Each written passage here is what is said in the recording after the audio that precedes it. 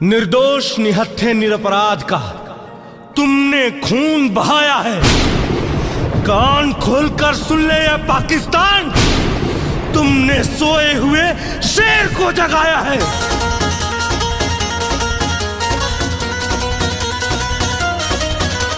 जय भवानी।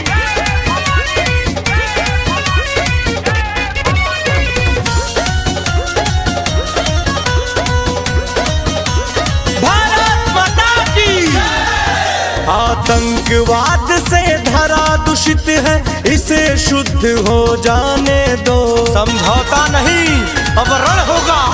आतंकवाद से धरा दूषित है, इसे शुद्ध हो जाने दो।